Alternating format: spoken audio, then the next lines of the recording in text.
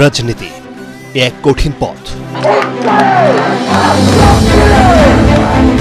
যে যাত্রায় আছে ঝুঁকি, কত শত কটু কথা, পদে পদে আছে পিছুটান, কড়া সমালোচনা।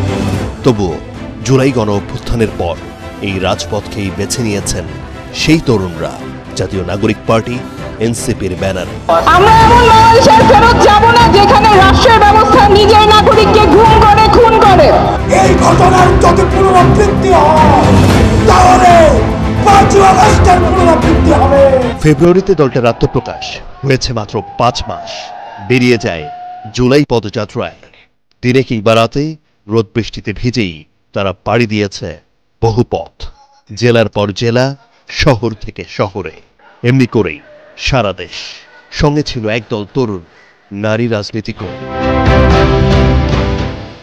৪ মাস আগে আমরা যখন যাত্রা শুরু করেছিলাম তার থেকে এখন অনেক বেশি আত্মবিশ্বাসী, কারণ সোশ্যাল মিডিয়ার বাইরে, মূলধারার মিডিয়ার বাইরে একটা জগৎ আছে, এটাই সবচেয়ে বড় জগৎ।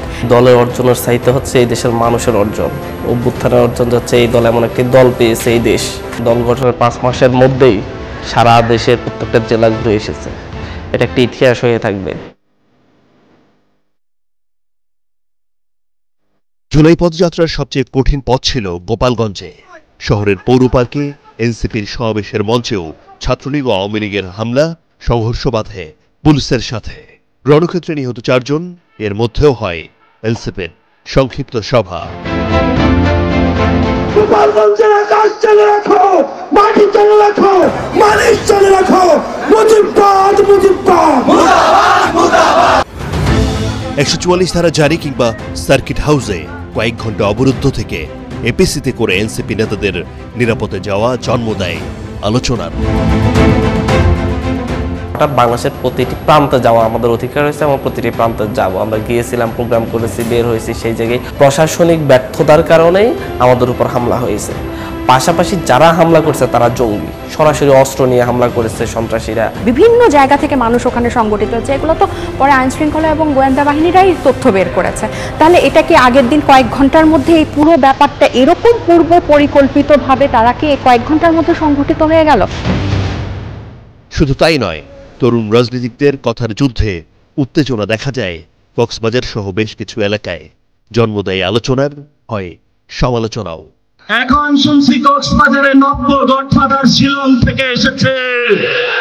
তবুও রাজপথে এনসিপি নেতাদের সর্বউপস্থিতিতেই শেষ হয় মাসব্যাপী জুলাই পদযাত্রা। তাদের প্রত্যাশা বেড়েছে জাতীয় নির্বাচন নিয়েও। আমরা তো চাইবো হচ্ছে ৪০০ আসন হলে ৪০০টা আসনেই যেন হচ্ছে আমাদের প্রার্থীরা বিজয়ী হয়ে আসতে পারে, সেরকম প্রার্থী গুছিয়ে আনা। ২৪ পরবর্তী সময়ে নতুনের হাতে বাংলাদেশের দায়িত্ব বুঝিয়ে দিতে চাই।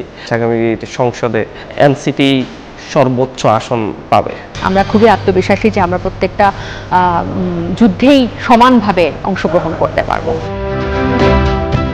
হান্নান মাসুদ ও ডাক্তার জাবিন বলছেন, জনগণের আরো কাছে যেতে চায় দলটি। বলতে চায় গণমানুষের কথা, বিশ্বাস, গণহত্যার বিচার ও দেশ গড়তে তরুণ রাজনীতিকদের সাথে থাকবে ফ্যাসিবাদ বিরোধী মুক্তিকামী মানুষ। আদ্দিন সজে, এটিএন বাংলা, ঢাকা।